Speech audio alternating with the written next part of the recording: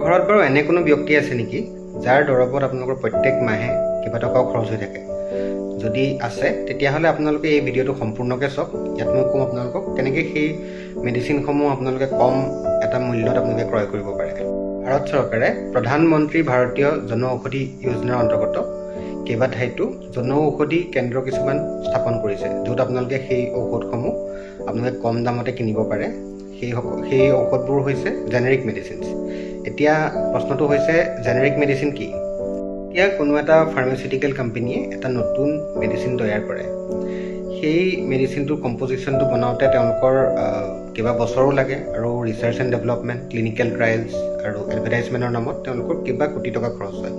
সেয়ে তেওঁলোকে সেই দৰৱটো পেটেণ্ট কৰি ৰাখে, কম্পজিশ্যনটো পেটেণ্ট কৰি ৰাখে, আৰু কিবা কোটি টকাও খৰচ কৰি পেলাই, যাতে সেইটো আৰু কোনো বেলেগে বনাব নোৱাৰে। সেই দৰৱটোৰ পেটেণ্টটো এক্সপায়াৰ হয় কিবা বছৰৰ পিছত, সেই দৰৱটো চবে বনাব পৰা হৈ যায়। চৰকাৰে pharmaceutical and medical device bureau of ইণ্ডিয়াৰ সহযোগত সেই জন ঔষধি দৰৱসমূহ তেওঁলোকে বনাই উলিয়ায়, আৰু এটা বহুত কম দামত তেওঁলোকে জনতাৰ মাজত সেই দৰৱখিনি দিব পৰা হয়।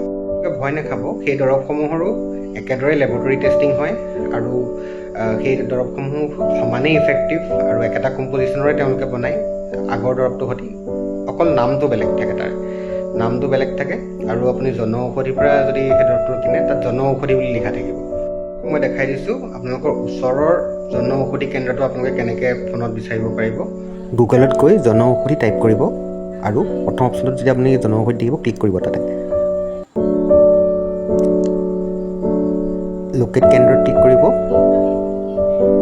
আৰু তাৰপিছত ষ্টেট আপোনালোকে ফিল আপ কৰিব লাগিব। ষ্টেটখন অসম দিব, আৰু ডিষ্ট্ৰিক্ট নিজৰ ডিষ্ট্ৰিক্টত আপুনি ক্লিক কৰিব পাৰে। মোৰ ডিষ্ট্ৰিক্ট হৈছে যোৰহাট, মই যোৰহাটত ক্লিক কৰিলোঁ। ইয়াৰ যোনটো জন ঔষধি কেন্দ্ৰ আছে সেইটো তেল ডিপু ওচৰৰ ফ্লাইঅভাৰখনৰ তলত আছে, তেল ডিপুটোৰ একেবাৰে ওচৰতে। যদি আপোনালোকে ভাবিছে যে এই ভিডিঅ'টোৱে কাৰোবাৰ সহায় হ'ব পাৰে, এই ভিডিঅ'টো আপোনালোকে যিমান পাৰে শ্বেয়াৰ কৰক।